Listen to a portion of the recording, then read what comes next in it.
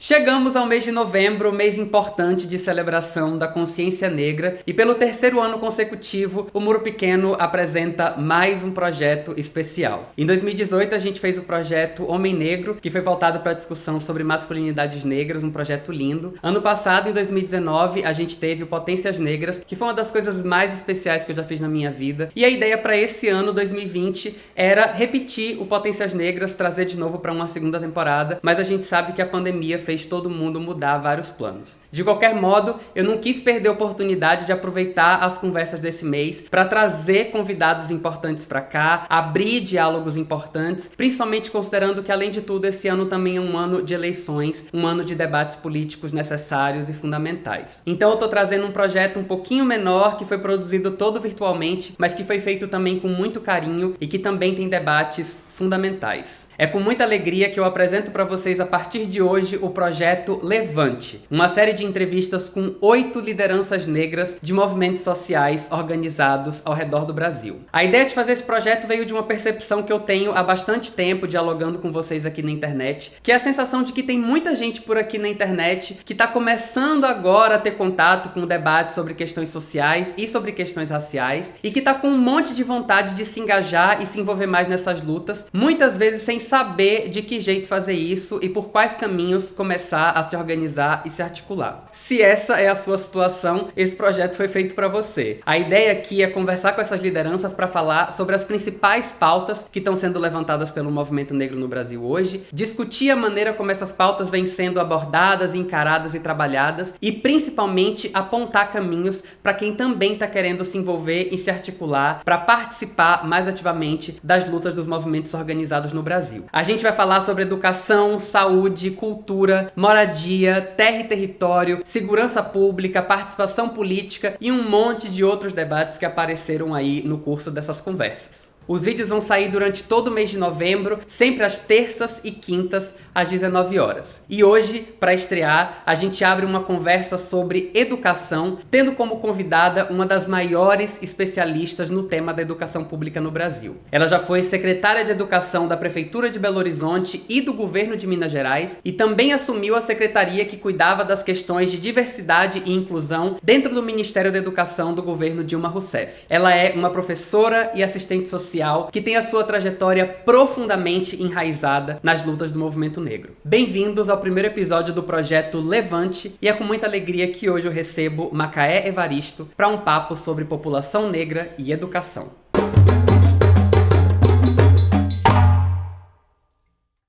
Professora Macaé, em primeiro lugar, muito obrigado pela sua generosidade de vir aqui compartilhar um pouco do seu tempo para a gente construir esse diálogo sobre esse tema tão importante da questão da educação.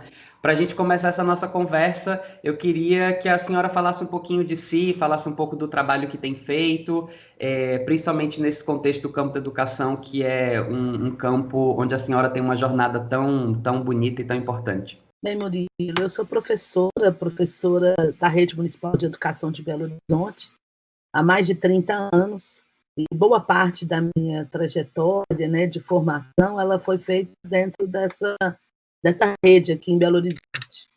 Eu costumo dizer que na escola pública eu fiz assim, de tudo, né? Fui professora dos anos iniciais, concursada como professora dos anos iniciais, então eu alfabetizei crianças, alfabetizei jovens, adolescentes, alfabetizei adultos. Quando eu comecei a trabalhar, a gente ainda era um momento de não universalização do ensino fundamental, né? As crianças entravam na escola aos 7 anos, e no caso de Belo Horizonte ainda havia uma falta, um número grande de crianças que não conseguiam acesso à escola nos anos iniciais. Então, eu chego em Belo Horizonte, vinda do interior, de uma família, filha de professor, a minha mãe sempre foi uma pessoa que via a educação um caminho para a nossa autonomia, né, para a emancipação, e eu chego como professora formada no ensino médio, também como um mecanismo de inserir no mundo do trabalho para que eu pudesse continuar meus estudos. Eu vou me engajar na luta, né, pela ampliação do direito à educação, em diferentes lugares, desde a luta por construção de escola, né, nos bairros das periferias, para melhorar a condição da infraestrutura das escolas, no debate do papel da escola, né, em relação a essa articulação comunitária, como dialogar nos territórios, mas também pensando muito na escola por dentro, né? Os mecanismos de exclusão que internos aos processos escolares, internos ao currículo, ao projeto político-pedagógico. A partir desse movimento, assim, eu vou me encontrar com outras pessoas. Eu gosto de dizer que isso é muito importante, né? Eu vou conhecer outras professoras negras, vou encontrar o movimento negro unificado, os agentes pastorais negros, o grupo de consciência negra que articulava juventude negra universitária. Então, essa participação nos movimentos sociais vai me fazer pensar muito esse cotidiano da escola, da sala de aula, os elementos, né? Como é que o racismo ele é presente estruturalmente no currículo escolar, e eu vou trabalhar muito, né, nessa minha trajetória. Primeiro, me organizando com outras professoras, para a gente fazer, inclusive, propostas, como é que a gente podia começar a inserir essa discussão das relações raciais, do racismo, da história da África nos currículos escolares, bem antes da gente ter isso como uma legislação, porque, na verdade, a legislação ela só vai acontecer em 2003, né? Quando a gente vai conseguir ter um marco normativo que inclui história e cultura dos africanos e dos brasileiros nos currículos escolares. Nos diferentes lugares que eu passei, eu fui secretária municipal de educação de Belo Horizonte, a gente vai construir um projeto muito bacana para a implementação da Lei 10.639, que incorporava formação de professores nessa temática, aquisição de acervo para as escolas, de kits de literatura para as escolas, que tivessem personagens negros, em posições afirmativas, de autoria negra. Daqui eu vou de Belo Horizonte, depois eu vou ser secretária de Diversidade e Inclusão do MEC, vou ser diretora de políticas de educação das relações étnico-raciais, indígenas, de campo, e aí eu vou ter uma visão um pouco como é que é essa questão no Brasil, né? O desafio imenso que é chegar nesse país, com a diversidade que é o nosso país, diferentes sistemas de ensino, e lembrando, né, que quando a lei é aprovada, a gente tem muito poucas universidades no Brasil que tratavam dessa questão. Na verdade, a gente tinha 5 centros de estudos africanos no Brasil naquele momento, e vai ser por políticas indutoras do Ministério da Educação que vão se constituir vários núcleos de estudos afro-brasileiros nas universidades.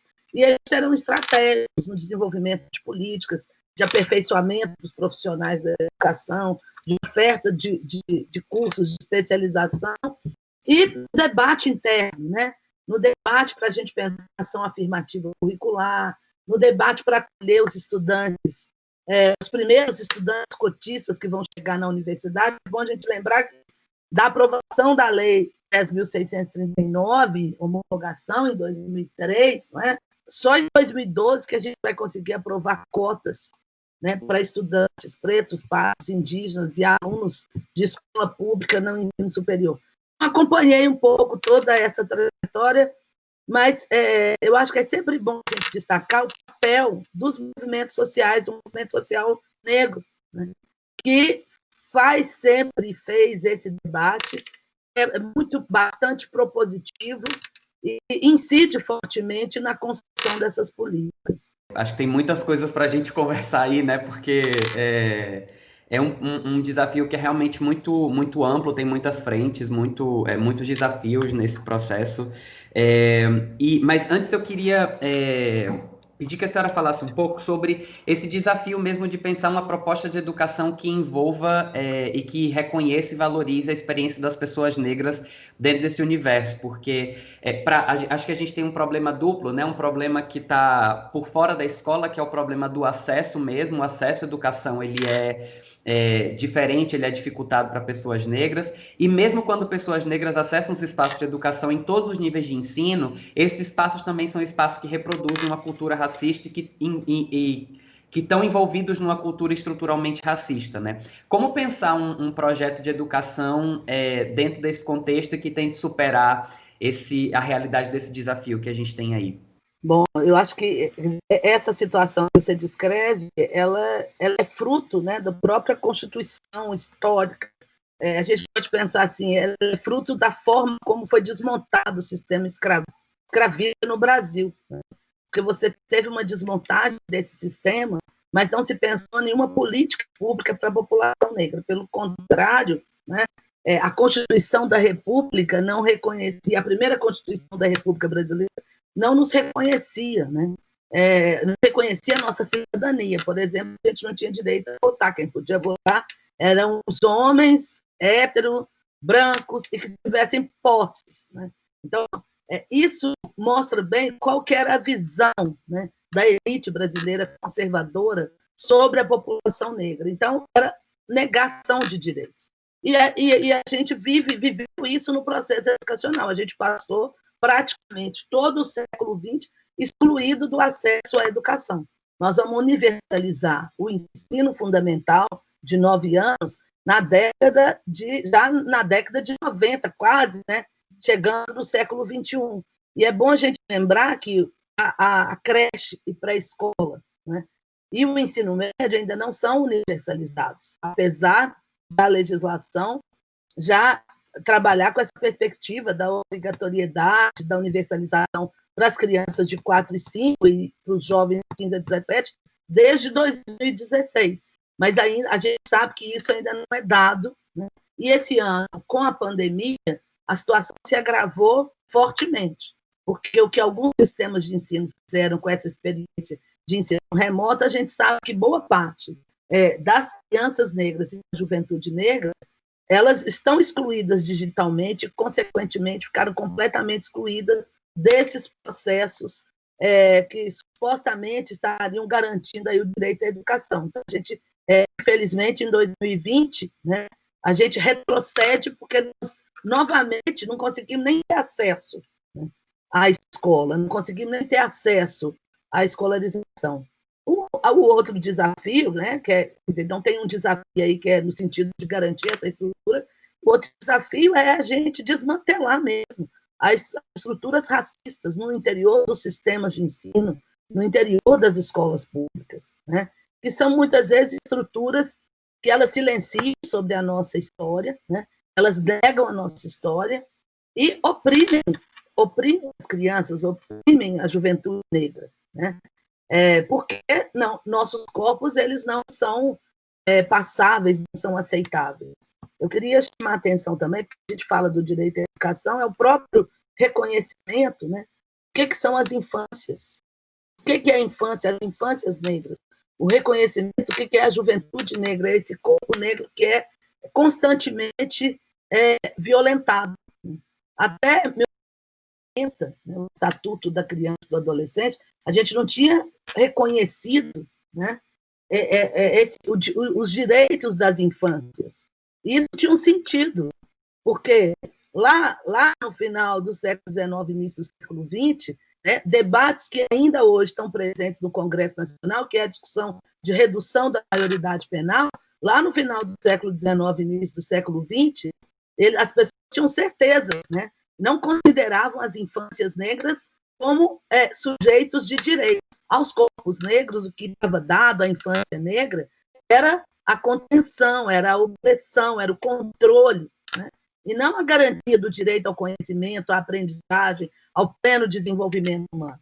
E hoje a gente está vendo ideias como essa ressurgir, né? Com a tentativa de redução da maioridade penal, com a perspectiva de acabar no âmbito do Ministério da Educação com secretarias que pensavam políticas específicas, né, para a população negra, para a população indígena, para a população do campo, e você tira todo o debate, né, de diversidade, na perspectiva de fazer uma política que trabalhe o conceito de diversidade de uma forma ativa, né, positiva, para recolocar no lugar uma perspectiva de escolas cívico-militares. Né?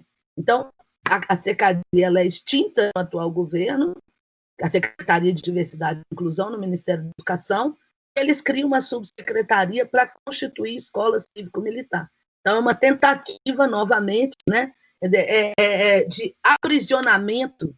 A ideia de que educar os nossos corpos passa por nos aprisionar, por nos conter, por nos controlar. A gente não pode, né, ter o direito ao pleno exercício das nossas identidades, das nossas subjetividades e do nosso corpo. Então, eu acho que é isso que a gente está... Esse é o debate que a gente está vivendo, enfrentando hoje na sociedade brasileira. E o que a gente precisa, né, é retomar essa perspectiva que está presente lá na nossa Constituição de 88, que está presente no Estatuto da Criança e do Adolescente, na LDB, né, é o direito da educação para todos, e a gente precisa, sim, falar de relações raciais, pensar uma educação antirracista, porque o Anísio Teixeira dizia que a escola pública é a máquina, né, de se fazer a democracia. Então, quando a gente golpeia a escola pública, a gente está golpeando essa possibilidade da convivência democrática, né? Mas a gente não quer qualquer democracia. Não adianta fazer uma democracia, né, em que o nosso corpo não pode estar presente. A gente quer estar inteiro nos lugares. Eu acho que esse debate, né, é que a gente tem enfrentado hoje no nosso país. Qual tem sido o espaço de participação do movimento negro dentro desse processo de transformação, né? Eu sei que a gente tem essa lei que regulamenta o ensino de história e cultura afro-brasileira nas escolas, e ela é fruto de uma luta longa, de uma luta histórica. A política de cotas também é fruto de uma luta histórica do movimento negro. A senhora mencionou que ele tem sido muito atuante, muito, muito propositivo. Qual tem sido exatamente a importância e a ação do movimento negro organizado nesse debate e nessa produção de políticas a respeito da questão da educação? Tem um livro muito legal que eu queria indicar, que é o Movimento Negro Educador, escrito pela professora Nilma Lino Gomes, né? Que ela reconstrói um pouco, ela traz à tona, né, quais são as grandes tensões, tensões no sentido de questionamentos que o movimento negro tem construído ao longo da sua trajetória, e a gente pode pensar desde a Frente Negra, lá na década de 30, 40, né, que tinha um setor específico para tratar da educação das pessoas negras, porque naquele momento, olha, lá na década de 40, quando a gente vai estudar a história da educação, muitas pessoas falam assim, o governo do Getúlio Vargas foi importante, porque é o primeiro processo de ampliação da ideia de escola pública, né? A gente vai ter lá na década de 30 o movimento da escola nova. E, ao mesmo tempo, nós vamos ter um movimento negro denunciando, né, a insuficiência, a não garantia de acesso à educação para as crianças, para a juventude negra, para a população negra adulta que foi privada, né, ao longo de todo o século XX do acesso à educação. Então, tem vários pontos, né, eu vou dizer assim, o movimento negro ele atua em diferentes frentes. É preciso que a gente entenda, né, que não é um movimento negro, são movimentos, né, distintos, organizações diferenciadas, tanto organizações que se vinculam à área cultural, à área artística, no campo da educação, articulada a movimentos e a partidos políticos. Então, eu acho que tem inúmeras questões em que o movimento negro ele vai atuar, mas ele vai incidir muito. Por exemplo, nos processos eleitorais, se a gente lê o livro do Abdias, por exemplo, do quilombismo, ele constrói praticamente uma agenda de questões do movimento negro em relação à educação, né? Está ligada ao acesso à educação básica, mas também o acesso à educação superior, a existência de políticas de cotas, mas não adianta só ter cotas se a gente não tiver políticas de assistência estudantil para garantir a permanência desse estudante na educação superior, a necessidade de ampliar o número de vagas na educação superior. Assim, a agenda do movimento negro, né, é uma agenda que ela faz interseção com outros movimentos, né? Que dialoga com o movimento indígena, uma educação escolar indígena específica e diferenciada, né? E a educação escolar indígena dialoga muito com a educação escolar quilombola, que a gente vive situações muito, muito, muito próximas, que é da luta pela terra, pelos territórios. Então, traz um entendimento e um debate de que também a gente não faz educação dissociada, né, de uma agenda de direitos humanos e de outras políticas públicas. Então, a gente discute o direito à educação, mas a gente quer a garantia de um sistema único de saúde, né, atuante, de um sistema único de assistência social, quer dizer, do fortalecimento de uma série de agendas de políticas de moradia. Quer dizer, para uma comunidade quilombola, não tem como dissociar a escola, né, da luta pela terra. Então, quando a gente pensa o movimento negro, a gente tem que entender, né, esses vários níveis de atuação, como que a ação do movimento ela é educadora, no sentido de que ela traz temas e faz a sociedade refletir sobre eles e pressiona, né, para que a gente possa avançar do ponto de vista de constituição de políticas públicas, de combate ao racismo. Porque o Estado ele tem um papel nessa agenda, não pode se omitir nessa agenda e achar que vamos deixar que a sociedade resolve isso por ela mesma. O Estado brasileiro estruturalmente produziu políticas racistas, né? E aí a gente precisa, para combater esse racismo estrutural, de uma agenda muito forte, também desse próprio Estado, né, para a desconstrução do racismo estrutural. Pensando muito nas pessoas que estão querendo se aproximar mais dessa agenda e conhecer essa agenda e se aprofundar e se engajar um pouco mais nessas lutas, nessas transformações, quais são os caminhos e quais são os espaços em que a gente pode se envolver hoje para poder estar um pouco mais engajado e contribuindo mais para essa luta por uma educação voltada para a diversidade e por uma educação comprometida com a luta antirracista? Eu sempre acho que o nosso aprendizado ele é coletivo. Então, se eu pudesse falar alguma coisa para as pessoas que estão interessadas, para os jovens que estão bastante interessados nessa pauta, é dizer que a gente faz política, né, fazendo política. Fazer política é um encontro com o outro. Tem toda uma atuação do campo das redes sociais, mas eu acho que a gente precisa muito pensar nessa política corpo a corpo. Então, se eu pudesse dizer alguma coisa para quem está interessado, procure saber, né, quais são os movimentos, quais são os coletivos que existem na sua cidade, no seu município, na sua região. Dialogue com esses coletivos. Né? E aí, assim, os coletivos eles são diversos. Tem coletivos que vão se articular na luta de combate ao racismo por meio da literatura, por exemplo. Né? Outros por meio da música. Outros vão ser, lá aqui em Minas, né, muito forte essa organização, nas tradições, por exemplo, como o Congado. Isso aqui para a gente é muito forte, é um lugar de muita força e de muita organização para a população negra. Então, eu penso que a gente sempre, né, a gente deve pensar nessa política corpo a corpo, tá junto dos nossos. Conhecer os movimentos que estão aqui atuando, na cidade onde eu estou. Né? E se você fala assim, mas na minha cidade não tem nenhum movimento, bom, então comece a conversar com outras pessoas, né? Descubra outras pessoas que têm esse seu mesmo interesse. E organize o seu coletivo. Eu acho que os movimentos coletivos, né, eles nos dão força, dão mais ideias, a gente pensa junto, e a gente começa a pensar como a gente pode incidir a partir do local onde a gente está. Né? A partir do local onde a gente atua. Então, eu falo, na escola que eu frequento, né? É no bairro onde eu moro, né? Me perguntando sobre a condição da população negra lá no bairro onde eu moro. Né? Como é que a prefeitura atua? Esse ano são eleições municipais, como é que as prefeituras, os governos, a Câmara de Vereadores atua, né, em relação ao racismo ambiental, ao provimento de condições dignas para a população negra, moradia. Então, assim, eu falo que tem uma infinidade de formas de participação. Né? A rede social, o ativismo da rede social, ele é ótimo, ele é super importante. Mas eu acho que a gente não pode prescindir dessa política corpo a corpo. Eu acho que talvez esse fosse o recado, assim, se eu pudesse falar, gente, bacana, a gente segue fazendo isso, mas a gente precisa se conectar.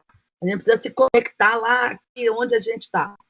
Excelente, muito bom poder lhe ouvir. Obrigado por essa troca, por esse espaço, pela generosidade mais uma vez de estar aqui. Para quem está assistindo, eu vou deixar aqui na descrição desse vídeo as redes da professora Macaé, para quem quiser acompanhar um pouco mais do trabalho dela. Ela tem muitas coisas, entrevistas e vídeos e palestras espalhados por aí, uma referência importante para a gente conhecer e acompanhar. Professora, muito obrigado mais uma vez por estar aqui. Lhe deixo um abraço, muito sucesso, muita sorte nesse seu trabalho e a gente está junto. Obrigada, Murilo. Foi um prazer, viu, conversar com você. Obrigada. Um abraço, tchau, tchau. Abraço.